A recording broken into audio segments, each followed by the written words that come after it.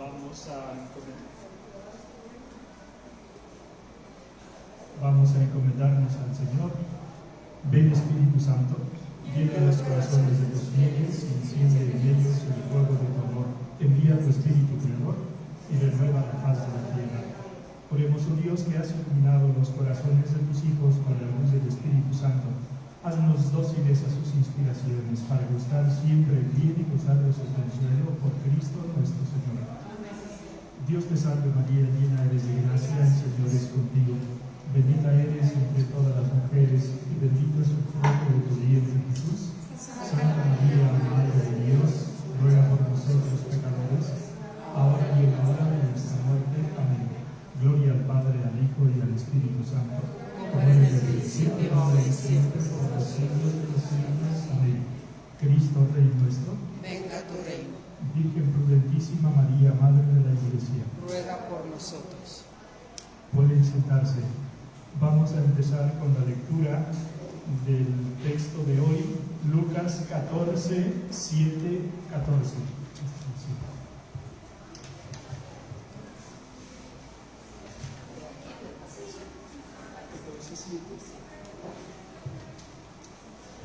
Y no podían replicar a esto. Decía a los invitados una parábola, observando cómo escogían para sí los primeros puestos. Cuando seas invitado a una boda, no te sientes en el primer puesto, no sea que venga otro más honrado que tú, invitado por él mismo. Y llegando el que al uno y al otro os invitó te diga, cede a este tu puesto, y entonces con vergüenza vayas a ocupar el último lugar. Cuando seas invitado, ve y siéntate en el postre lugar, para que cuando venga el que te invitó te diga, amigo, sube más arriba. Entonces tendrás gran honor en presencia de todos los comensales. Porque el que se ensalza será humillado, y el que se humilla será ensalzado. Dijo también al que le había invitado, cuando hagas una comida o una cena, no llames a tus amigos, ni a tus hermanos, ni a los parientes, ni a los vecinos ricos, no sea que ellos a su vez te inviten y tengas ya tu recompensa. Cuando hagas una comida, llama a los pobres, a los tullidos, a los cojos y a los ciegos, y tendrás la dicha de que no podrán pagarte, porque recibirás la recompensa en la resurrección de los justos.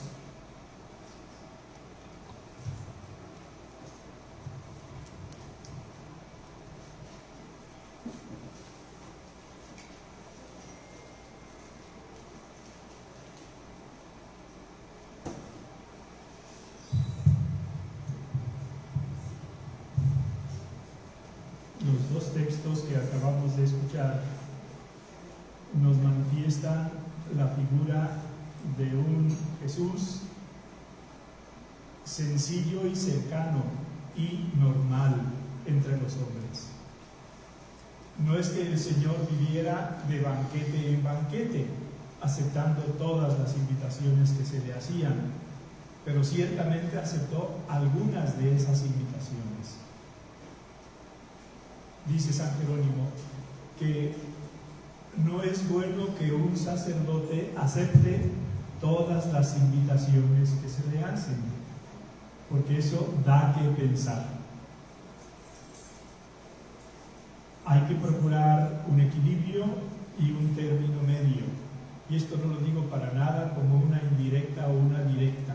Sencillamente estoy refiriendo la opinión de un santo padre, San Jerónimo, que habiendo vivido mucho tiempo en Tierra Santa, se embebió de lo que es el significado profundo del Evangelio y coincide perfectamente con este texto evangélico que les estoy comentando.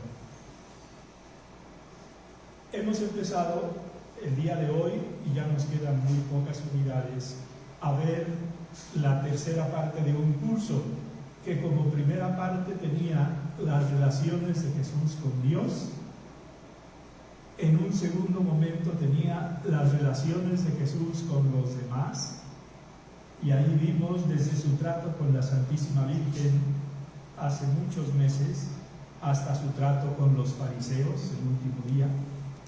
Y ahora vamos a ver las relaciones de Jesús con Él mismo, consigo mismo. Y una primera nota que les quiero destacar el día de hoy es precisamente su humildad.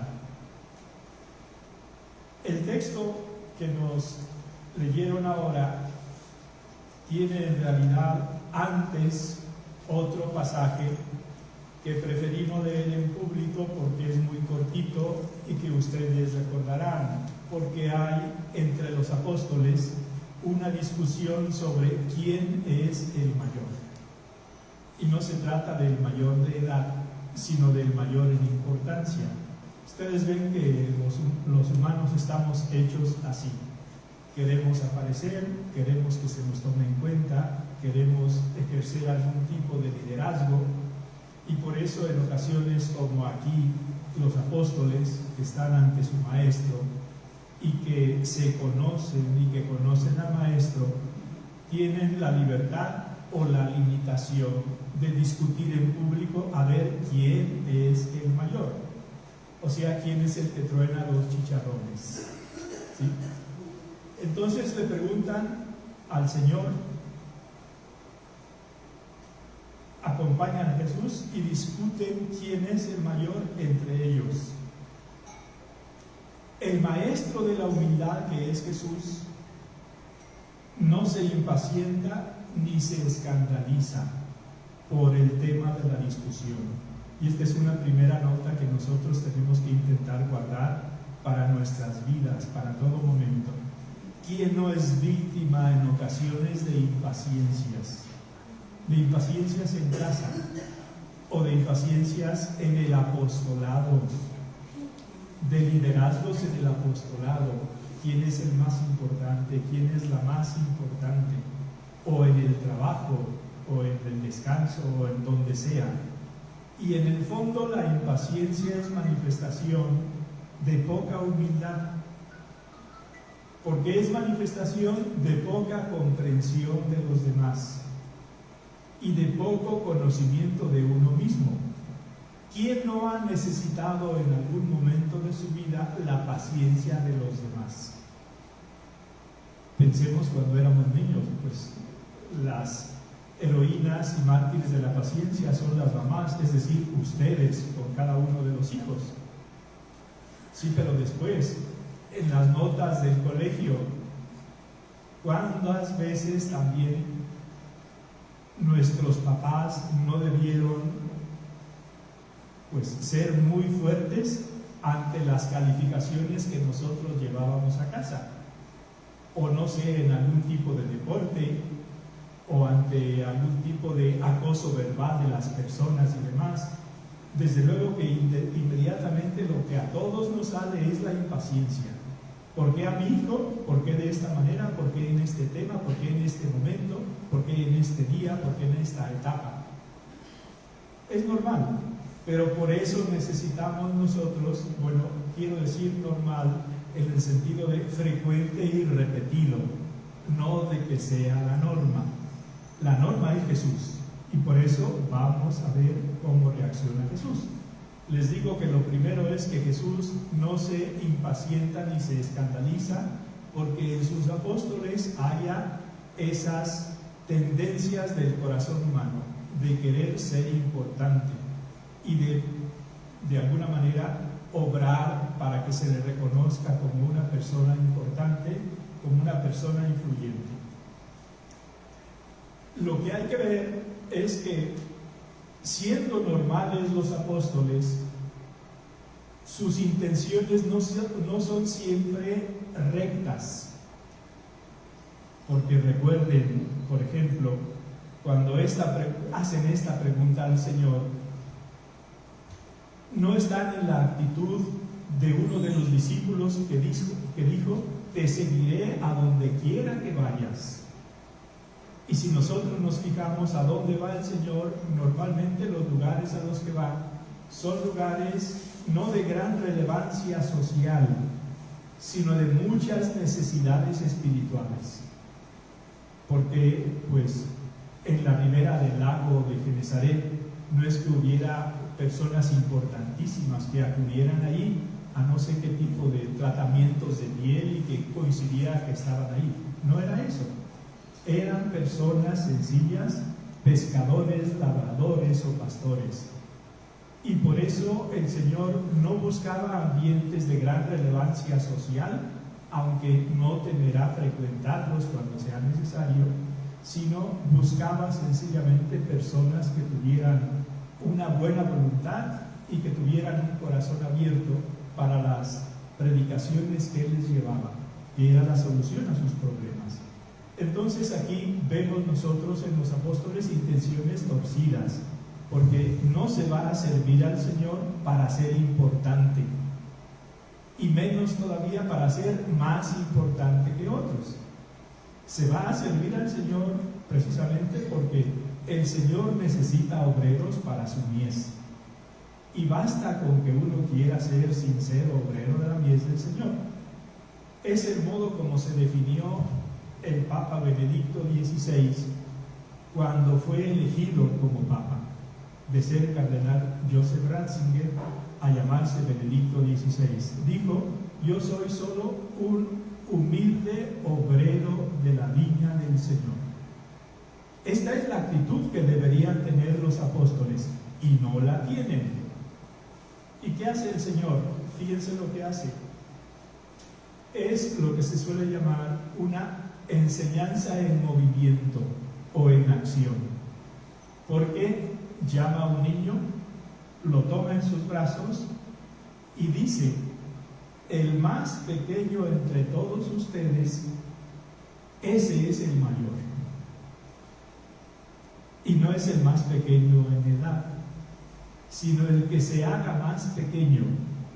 Y por eso, en plena consonancia con esta predicación, nos dice en otro momento: el que no se haga como niño no puede entrar en el reino de los cielos. Y en esta misma línea de pensamiento, para que vean la coherencia de la doctrina del Señor, cuando ese fariseo conocido llamado Nicodemo le pide una cita personal en la noche, se la concede. Y ahí le dice: conviene nacer de nuevo. Y de inmediato, si ustedes y yo escuchamos esto por primera vez, ya ahora no es nuestro caso, porque lo hemos escuchado y explicado también distintas veces, pero Nicodemo, que no lo había escuchado en todo lo que había estudiado de judaísmo, pregunta: ¿cómo es posible que el hombre vuelva a entrar al seno de su madre y nacer? Y el Señor le dice: no van por ahí los tiros. Lo que nace de la carne es carne, lo que nace del Espíritu es Espíritu. Yo te pido que nazcas del Espíritu.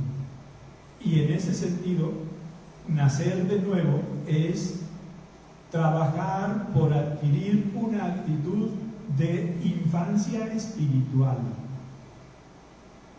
Es lo que logró Santa Teresita del Niño Jesús en sus 24 años. Les recuerdo, solo vivió 24 años y es una santa doctora de la Iglesia. Y lo logró porque se consideraba, imágenes, dijéramos, muy espontáneas, una pelotita en manos del Señor. Y decía ella que al Señor le daba lo mismo hacer lo que quisiera con esta pelotita, si tenerla en su mano o tirarla y distraerse con otras cosas, por decirlo de alguna forma. Y lo que encontró como caminito de sencillez espiritual, que es humildad, es precisamente en el corazón de la Iglesia, o en la vida de toda la Iglesia, ser el corazón de la Iglesia, que es ser amor de Dios. Amor a Dios y amor de Dios a los demás. Este es el camino que el Señor les muestra aquí a los apóstoles en movimiento. Porque cuando toma en sus brazos a un niño y se lo presenta, les está diciendo: hay que hacerse como este niño, porque el más grande en el reino de los cielos es el que se haga el más pequeño. Estas son las paradojas evangélicas. Recuerden que según el Evangelio, quien pierde, según Dios, gana. Aunque ante los hombres pierda, Dios nuestro Señor hace que gane. Y quien se cree grande, quien se enaltece, será humillado. Y quien se humilla será enaltecido. Son las paradojas evangélicas que nosotros tenemos que no solo escuchar, sino interiorizar en nuestras vidas. De aquí, por ejemplo, como una aplicación práctica, seguramente que ayer, hoy o mañana habrá habido o hay o habrá alguna discusión en casa o fuera de casa. Si no es una cosa esencial, por favor, dejen ganar al otro o a la otra. Porque, según el Evangelio, quien según el Evangelio pierde, gana. Sé que no es fácil. Sé que muchas veces se trata de ver quién tiene la razón. Como decía un compañero mío, sacerdote legionario, santo por otros títulos, la verdad es una y la tengo yo. Y muchas veces, aunque no lo digamos, lo vivimos así. Y sin embargo, insisto, si no es un tema esencial, hay que saber perder. Porque también piensen en otra cosa. Hay dos perspectivas de afrontar las discusiones, o tres. La primera, la indiferencia, y seguramente ninguno de nosotros está ahí. Le da lo mismo ganar que perder. La segunda, la justicia. Y la tercera, la madura, el amor. El amor. ¿Qué nos ganamos con tener la razón si perdemos al otro? ¿Qué preferimos? ¿Tener la razón o tener al otro? Tener al otro significa saber ceder. Significa darle la razón. Si hay alguien que puede lograr simultáneamente las dos cosas, no es de este mundo. No es de este mundo. Pero en el fondo, volvamos al tema. El humilde opta por el amor. El que no lo es, opta por la razón y la justicia. Pero optando por la razón y la justicia, aunque en muchos casos la razón esté de nuestra parte, nos vamos aislando y nos vamos quedando solos. Y de alguna forma, pues las demás personas van tomando distancia de nosotros por ese tipo de situaciones. Por eso el ideal que presenta el Señor es un ideal tan sencillo, hacernos como niños. Y el niño frecuentemente, al inicio siempre, da la razón al papá o a la mamá. Por tanto, al otro, no busca ganar las discusiones. A ver esa mano que se levanta. No se vale revelar secretos de estadio. Pero también no se le hace un daño a la otra persona, porque, pues sí, a lo mejor yo sé que tengo la razón y no le preocupo por estar complaciéndolo, pero a lo mejor sí le estoy haciendo un daño porque no le hago. En otro momento, háblelo. Cuando usted esté serena y la otra persona esté serena, dígale: he obrado de esta forma porque entiendo que es más importante guardar la unidad entre nosotros. Pero si es nada más por analizar quién tenía razón, piénsalo más a fondo. ¿Sí? Esto es un aprendizaje lento y no se preocupe si en algunas ocasiones pierde batallitas. Lo importante es que no sea una invasión de Ucrania, ¿no? Y que no porque usted tiene 100 cohetes más va a imponer esos 100 cohetes más a la otra persona o a la otra pequeña nación. ¿Sí? ¿Más preguntas, objeciones, lamentos?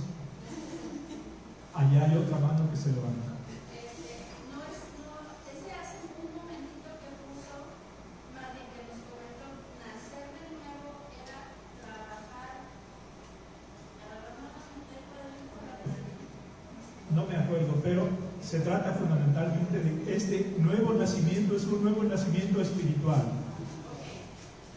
Y es actitud de amor a Dios y amor de Dios a los demás. Ese es el nuevo nacimiento. Y el nuevo nacimiento pone en el centro al otro, primero con mayúsculas, el centro del centro, y luego con minúsculas, los otros, los más cercanos. La caridad empieza en casa, y al final me pongo yo como una especie de satélite, y no como el sol de mi sistema solar. Y se trata de un trabajo de toda la vida por ir desplazándome del centro de mi sistema solar para ir colocando en el centro al otro con mayúsculas y a los otros que me rodean. Y los otros son fundamentalmente mi familia, son las personas con las que trabajo, mis amistades. Si yo pienso siempre primero en estos otros, estoy colocándome en mi sitio, que además viene muy bien por lo que dice aquí el Señor en el segundo texto. Fíjense, el segundo texto es el que escuchamos. Son dos consejos que da el Señor. Primero a los invitados y luego al anfitrión. Y viendo como veía Jesús que todos buscaban el primer lugar, yo creo que por eso en las invitaciones sociales se asignan mesas. Y en esa asignación de mesas se tiene presente pues afinidad, edades, estado civil, ese tipo de situación. Y es comprensible, pero en el pasado no eran todavía tan refinados y todos buscaban el primer lugar. Y por eso el Señor dice, viendo que todos buscaban el primer lugar, es decir, eran como nosotros, de carne, hueso y un pedazo de pescuezo, siendo así, el Señor les dice, mira, cuando seas invitado a un banquete, siéntate en el último lugar, busca el último lugar. ¿Por qué? Porque nadie te lo va a pelear. Y lo que puede ocurrir es que el que te invitó te diga ante los demás, amigo, sube más arriba. Y entonces tendrás un mayor respeto por parte de todos los invitados. Porque tú buscaste el último lugar.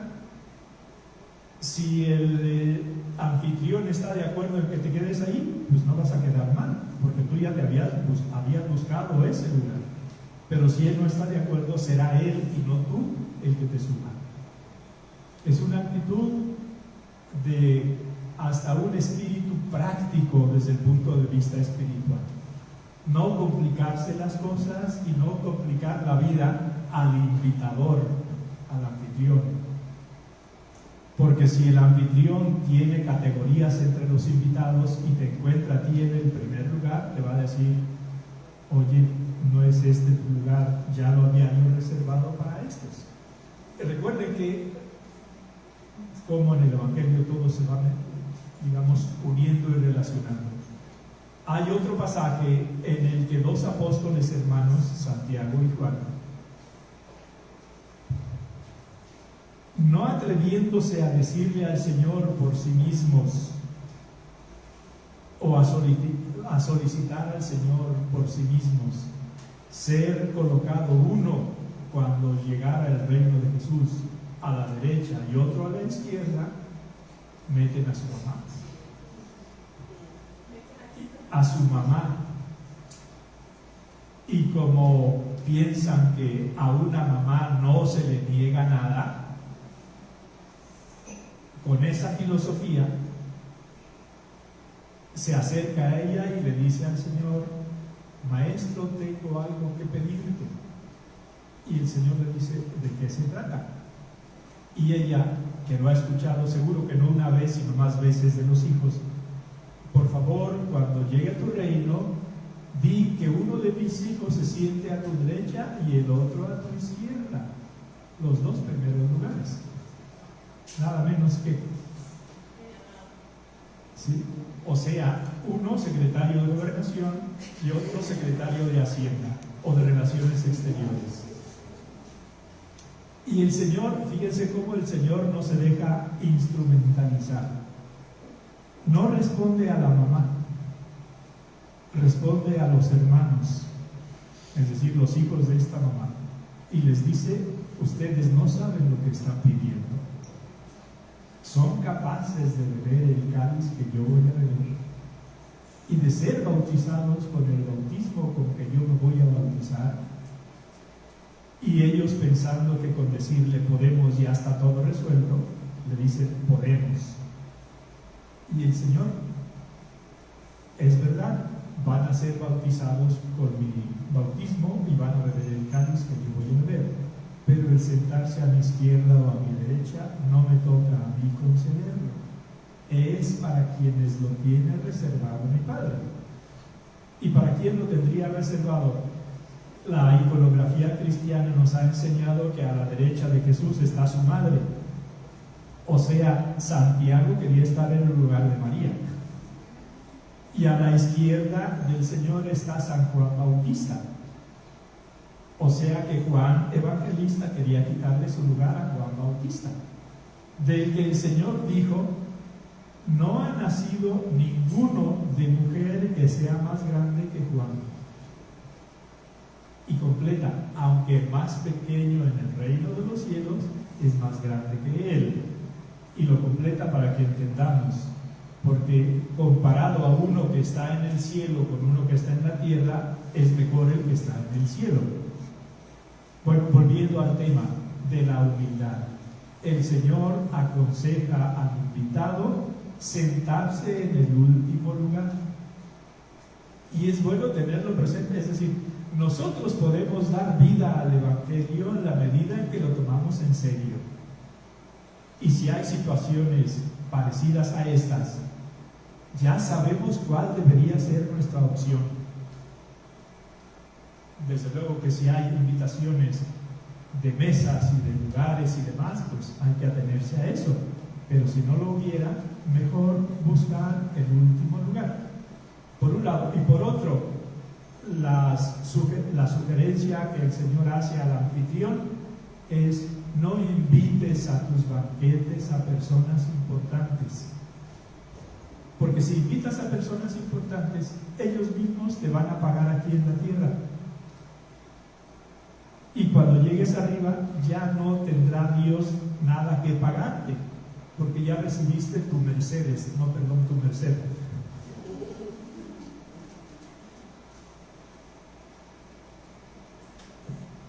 Más bien, invita a los pobres, a los tullidos, a los cojos, porque ellos no podrán pagarte aquí. Y como no te han pagado aquí, tu Padre te puede recompensar en el reino de los cielos. Esta es, por tanto, una primera parte de esta faceta de la vida del Señor, que es una condición habitual en toda su existencia. Porque si nosotros vemos que Jesús está hablando así en la vida pública, si nos fijamos desde su encarnación y en su nacimiento y en las circunstancias de su nacimiento, realmente es difícil encontrar unas opciones más humildes que las que el Señor eligió para sí. Es el único que pudo elegir de quién nacer, y no quiso nacer del sumo sacerdote y de su esposa, por hablar de los judíos. No quiso nacer del principal de los filósofos griegos y de su esposa, de Sócrates y de Jantipa, así se llamaba su esposa. Decía que cuando Jantipa se ponía de mal humor, es que iba a haber tormenta. Pero el Señor, que pudo elegir de quién nacer, no quiso nacer de Sócrates, no quiso nacer del emperador romano, César Augusto, que tuvo su reinado, o en su reinado de unos 40 años, tuvo paz en todo el imperio. No quiso nacer en Jerusalén, quiso nacer en Belén. Y quiso nacer, porque tenía que ser así, según decían las Escrituras, de un descendiente remotísimo del profeta y rey David, que era José, con María, de la forma que nosotros conocemos que nació. Entonces, nosotros vemos cómo el Señor, desde los orígenes de su existencia, pasando por 30 años, entre comillas y con perdón, sin hacer nada especial, normalito, nosotros tenemos prisa por salir a producir cosas y se nos hace mucho prepararnos durante, 5 años de carrera o 15, como en nuestro caso, o más, porque queremos comernos el mundo y creemos que con nuestras acciones vamos a lograr eso en 2 fines de semana. El Señor quiso darnos una lección de humildad para, curar nuestras prisas y nuestro deseo de aparecer en primer término. Y sin hacer nada, entre comillas, durante 30 años, salvo crear un problema a sus papás el día que se les quedó en el templo, aunque ese problema no debería ser tanto, porque San Lucas nos dice: no sabían que yo tenía que quedarme en las cosas de mi Padre. Por tanto, el Señor, por lo que nos dice aquí San Lucas, ya había preparado a sus papás para cuando ocurriera lo que ocurrió. Y ellos no lo recordaban, porque si lo hubieran recordado habrían dicho: pues ya nos había dicho. Entonces, si están las cosas de su Padre, vamos a donde está su Padre, que es el templo, a ver cómo andan las cosas, y ahí lo encontraremos. Y tan no lo sabían que la Santísima Virgen es el momento en el que aparece como más cercana a nosotros. ¿Por qué nos has hecho esto? ¿No sabías que tu Padre y yo te buscábamos angustiados? Y es cuando el Señor les dice: bueno, ¿y por qué me buscaban? ¿No sabían que yo tenía que estar en las cosas de mi Padre? Pero salvo ese momento, en 30 años al parecer no hace nada. Pero nos enseña a nosotros el valor de no hacer nada por amor, de hacer la voluntad de Dios por amor, la que sea. Y es posible que hagamos más no haciendo nada por amor que haciendo muchas cosas por vanidad. No quiero yo con esto decir que ahora nos crucemos de brazos y no hagamos nada en adelante, no. Hay que hacer lo que nos corresponde hacer. Hay unos deberes de Estado que hay que llevar adelante, pero que Dios nuestro Señor juzga el valor de nuestra vida no porque los demás ven o dejan de ver, sino por lo que Dios ve en el fondo de nuestro corazón.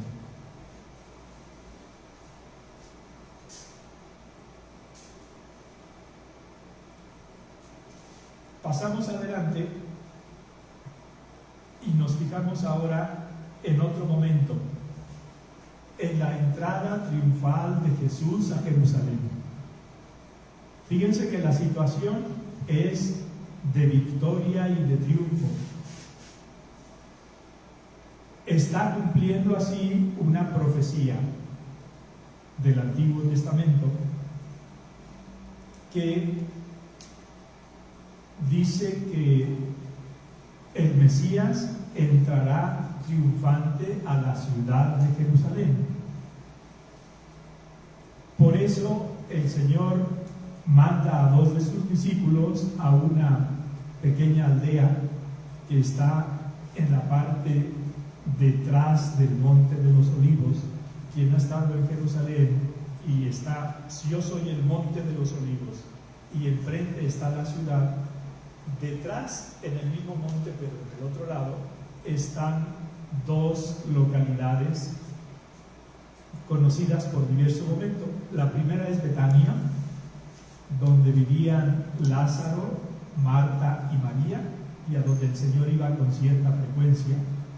Y el otro lugar se llama Betfagé.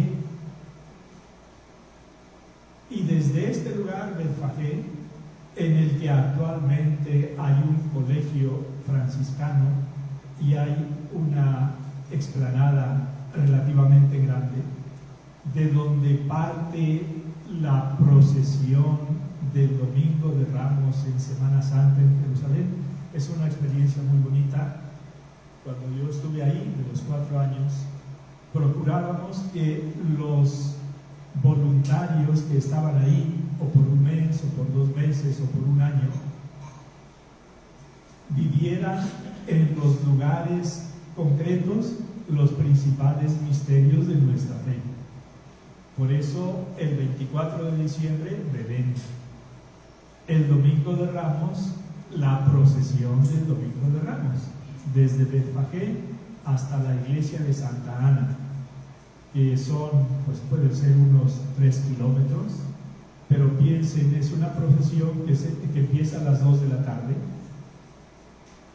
No hay tanto calor porque es más o menos primavera y es en la etapa en la que allá llueve más, pero es una especie de culebra interminable de fieles, porque la calle tiene muchas curvas en la bajada, y ahí hay católicos de todos los colores y sabores y de todas las naciones y de todas las religiosidades y sensibilidades litúrgicas, pero todos en plan de fiesta.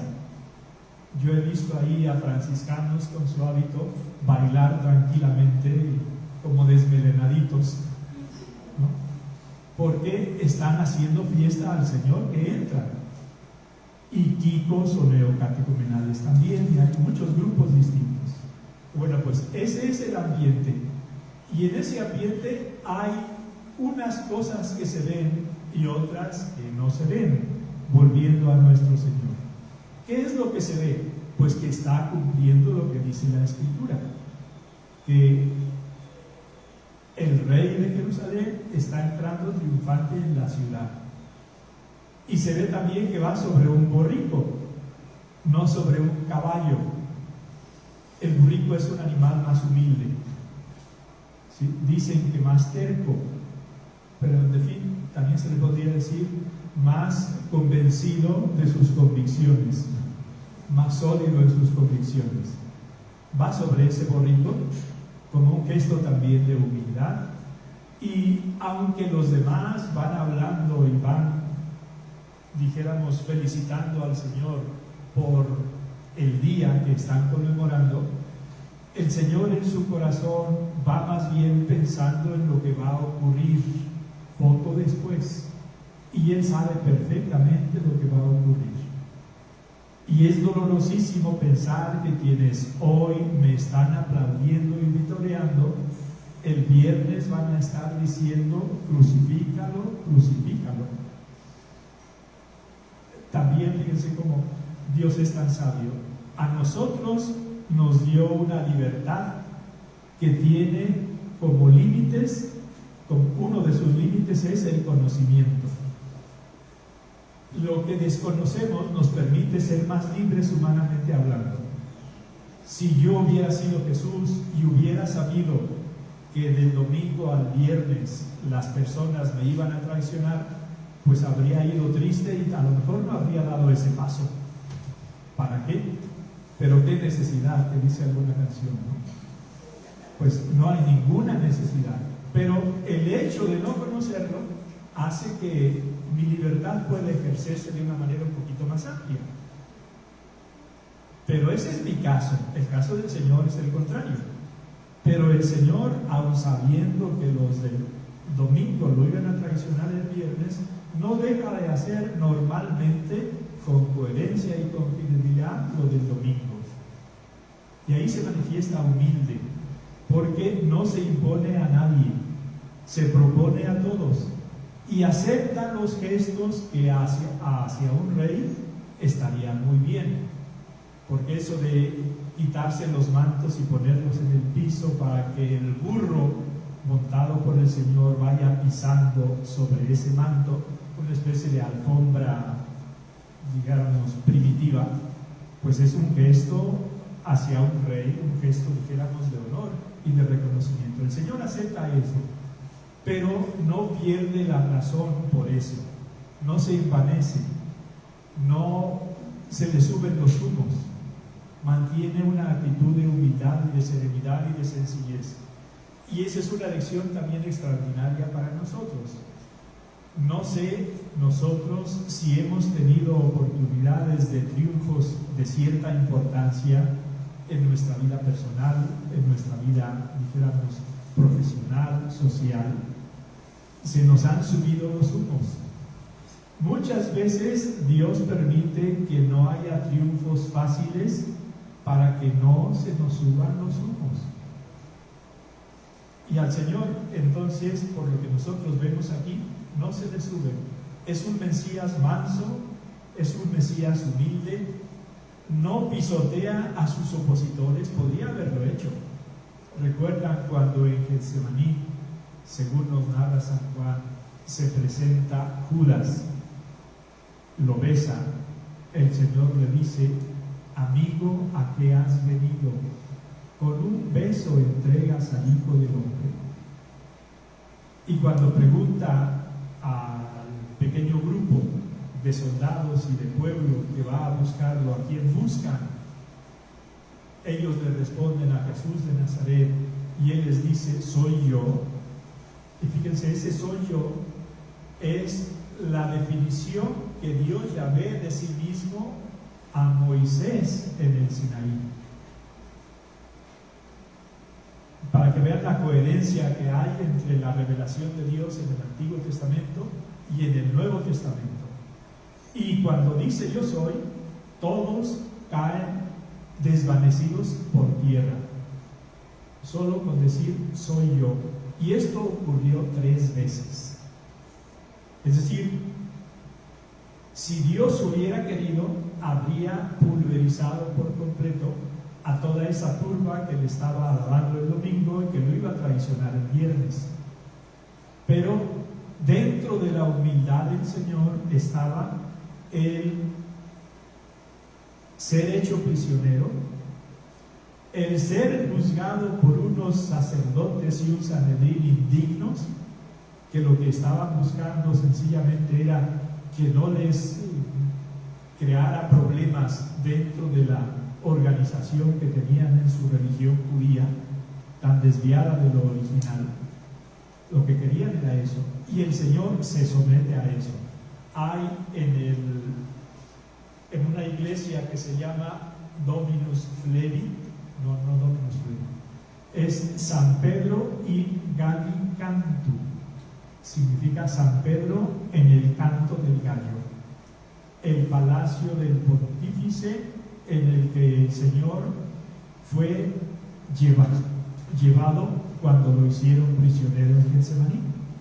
Habrá llegado, por decir algo, hacia la 1 de la madrugada y se habrá quedado ahí algunas 5 horas antes del juicio religioso que hicieron los sumos sacerdotes de los judíos y los escribas y los ancianos. Es literalmente un pozo, no tiene escaleras por las que se lleguen ahí. Por tanto, si como es muy probable el Señor estuvo ahí, lo tuvieron que bajar con cuerdas atadas a sus axilas, y allí estuvo durante 5 horas en la más completa oscuridad. Fíjense qué humillación. Y luego juicio por parte de las autoridades políticas y condenado del modo más injusto. El juicio más injusto de la historia fue precisamente ese. Y como ellos no podían ajusticiar a nadie, se lo llevan a Pilato para que sea Pilato el que, como poder civil, lo haga crucificar. Y no salen de ahí hasta que lo crucifican, hasta que logran la condena de la crucifixión. Y luego el Via Crucis, y después del Via Crucis, el ser clavado a la cruz y el estar ahí 3 horas hasta que dice al final, todo está consumado. Es decir, vemos nosotros a lo largo de toda la Semana Santa una lección tras otra, minuto tras minuto, de estas 2 virtudes fundamentales, su humildad y su mansedumbre. Por eso dijo, aprendan de mí que soy manso y humilde de corazón. Él sabía que todos nosotros en un momento u otro, aunque no vayamos a tener muy probablemente el juicio religioso que él tuvo por parte de autoridades civiles, íbamos a pasar por pruebas duras y difíciles. Y por eso quiso darnos a nosotros el ejemplo. Él no necesitaba darnos ese ejemplo, porque es Dios.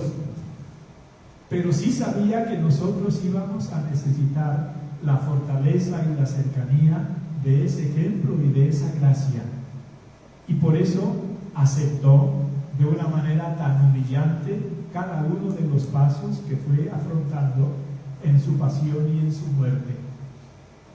Y por quedarnos un poquito en uno de los temas de la última cena, recuerden ahí que los apóstoles vuelven a discutir sobre quién es el mayor, como si no hubiera bastado lo anterior. Y en el momento tan solemne de la última cena. Y lo que hace el Señor es decirles, dice, los reyes y los gobernantes de la tierra tienen unos criterios y unos modos de gobernar. Dice, no así entre ustedes. El que quiera ser el mayor, que se haga el menor. Porque el Hijo del Hombre no ha venido a ser servido, sino a servir, y a dar su vida en rescate por muchos. Y allí hay unas reflexiones muy importantes. Para los hombres, la autoridad es una conquista. Piensen en los políticos. Piensen en quién nos gobierna en el presente, sin convertir esto en tribuna. Piensen en cuántos años ha estado insistiendo hasta que ganó unas elecciones. Una conquista, una lucha, una conquista. Puede ser un premio por méritos que has realizado en este nivel, te subo a este otro nivel. Puede ser un botín. Piensen en la guerra de Ucrania. Ucrania, el botín de otro iluminado. En el cristianismo, la autoridad no es un premio, no es una victoria, no es un botín, es un servicio. Y si nosotros no entendemos esto, es una de las lecciones más importantes que debemos aprender. Y la autoridad de ustedes como padres de familia no es una conquista ni un botín, es un servicio, y un servicio que se tiene que ejercer desde el amor. Si se entiende de esta forma, cualquier servicio que pida Dios a cualquier persona en cualquier nivel se afronta de manera adecuada. Si no, pues habrá necesariamente luchas y conflictos y rivalidades y zancadillas y emboscadas y trampas y revueltas y traiciones, porque el corazón humano es capaz de producir por sí mismo Solo esto y muchas cosas en esa línea. Si en cambio nosotros concebimos la autoridad como un servicio y lo vemos nosotros en la práctica, en el Señor, en la última cena, quitándose la túnica y poniéndose de rodillas ante cada uno de los apóstoles para lavarles los pies, ahí está la humildad, ahí está ese gesto. El Señor les dice: ustedes me llaman maestro y Señor, y dicen bien, porque lo soy. La humildad es la verdad. Y añade: pero si yo, que soy su maestro y Señor, les he lavado los pies. Y fíjense que ese gesto de lavar los pies era propio de esclavos. Por eso San Pedro, cuando el Señor se le acerca para intentarlo, le dice: tú jamás me lavarás a mí los pies. Tú eres el Señor, no puedes hacer esto según mi criterio. Y viene del modo tan rápido del Señor de resolver el tema: si no te lavo los pies, no tendrás parte conmigo. Allá tú. Y de inmediato San Pedro: si es así, no solo los pies, sino también las manos y la cabeza, porque quería tener parte con el Señor. Pero ese gesto de humildad propio de un esclavo hace al Señor concluir: si yo pues, que soy su Señor y su Maestro, les he lavado los pies, también ustedes deben lavarse los pies unos a otros. Les he dado ejemplo para que lo que yo he hecho lo hagan también ustedes. Y este gesto de lavatorio de los pies, pues lo recoge la Iglesia el Jueves Santo en la misa que recuerda la institución del sacramento de la Eucaristía. Es un gesto que debe tener toda la fuerza y el simbolismo y, dijéramos, el reclamo apostólico de una consigna del Señor para quien está ejerciendo una autoridad religiosa, como es el sacerdote, y en este sentido el Papa es un sacerdote más, porque todos en la Iglesia, si tenemos alguna responsabilidad de autoridad, la tenemos para servir y no para servirnos de ella. San Agustín tiene un texto muy bonito respecto a esto: aprendan de mí, que soy manso y humilde de corazón. Dice así: aprendan de mí. ¿Qué? Se pregunta San Agustín. Que en el principio existía la palabra y la palabra estaba junto a Dios y la palabra era Dios y todo fue hecho por ella. ¿Acaso podemos aprender de Él a fabricar el mundo, a llenar el cielo de las luminarias, a regular la sucesión de días y noches, a ordenar el paso de los tiempos y los siglos, a otorgar fuerza a las semillas o a poblar la tierra de animales? Nada de eso nos manda a aprender el Maestro. Eso lo ha hecho en cuanto Dios. Mas, puesto que ese Dios se dignó ser también hombre, escucha para recrearte lo que hizo en cuanto Dios y oye para imitarle lo que hizo en cuanto hombre. Aprendan de mí, dijo, no a crear el mundo ni otras naturalezas, ni siquiera dijo: aprendan de mí a expulsar la fiebre de los enfermos, a arrojar a los demonios, a resucitar a los muertos. Cuando dice aprendan de mí, lo dice a todos. Nadie ha de sentirse dispensado de este precepto. Aprendan de mí, que soy manso y humilde de corazón. ¿Por qué dudas en cargar con ese peso? ¿Es acaso carga pesada la piedad y la humildad? ¿Es carga pesada la fe, la esperanza y el amor? He aquí lo que hace a uno manso y humilde. Por eso, en conclusión, hay que decir que el Señor se pone como ejemplo de dos virtudes. En la última cena nos dice: ámense los unos a los otros como yo los he amado. ejemplo de amor. Y en este sitio aprendan de mí, que soy manso y humilde de corazón. Y además dice, y encontrarán su descanso, porque mi yugo es suave y mi carga ligera. Muchas veces nosotros estamos inquietos y angustiados porque queremos imponer nuestra voluntad y tener siempre la razón, y más cuando no nos dan la razón y estamos seguros de que la teníamos. Pero pues por eso dice el Señor para esos momentos, aprendan de mí que soy manso y humilde de corazón, porque si soy manso y humilde sabré perder según el Evangelio. Y si sé perder según el Evangelio, mi alma encontrará descanso, porque estaré descansando con Jesús, que es manso y humilde, y que me pidió que yo también aprendiera a ser manso y humilde. En otras palabras, las derrotas según los hombres, en estos contextos que ya comenté antes, son victorias según Dios. Y tenemos nosotros que analizar por dónde vamos y a qué le vamos dando más importancia, entre victorias y derrotas.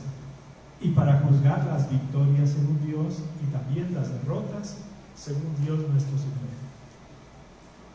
Una pregunta, a ver, ¿alguna pregunta o algún comentario sobre lo tratado el día de hoy? ¿No?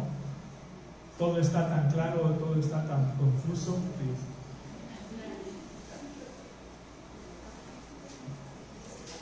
O quizás de otra manera, es muy claro de entender, pero muy difícil de practicar. Bueno, así estamos hechos todos, absolutamente todos, desde el Papa hasta el más pequeño de los hombres o de las mujeres que empiezan a tener uso de razón y que en ocasiones se pasan por usar la razón y en otras por no usarla. Una pregunta que tengo yo por aquí: si siempre estamos en un ambiente que ataca la fe y los valores cristianos, ¿cuándo es conveniente hablar y cuándo no? ¿Alguien quiere contestar?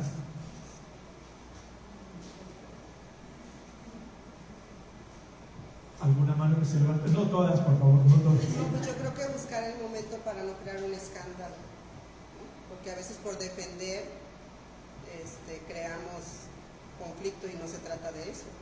Sí podemos defender la verdad, pero desde Hay la calma. que ver quiénes escuchan, hay que ver cuál es la situación, hay que ver qué se puede avanzar hablando y cuánto se puede perder callando. Y pedirle a Dios nuestro Señor. Por eso es bueno cada mañana decirle la oración al Espíritu Santo: inspírame hoy lo que tengo que decir, lo que tengo que callar y cómo tengo que actuar. Si estamos nosotros con esa actitud, seguramente Dios nos puede decir: en este ambiente conviene que hables. Pero si hablamos, tenemos que hablar con verdad objetiva, con serenidad, con respeto, con sobriedad, porque si nos falta alguna de estas cualidades, aunque digamos verdades, no las estamos diciendo como nos pide San Pablo. Hay que decir la verdad con caridad.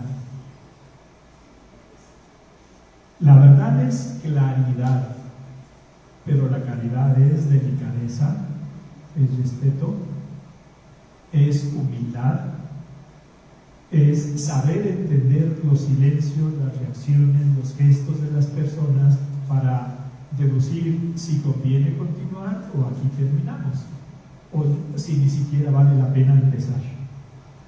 Pero piensen que Dios está más interesado que ustedes y que yo y que cada uno de todos nosotros en que en cada una de las situaciones se vaya conociendo la verdad que es Él.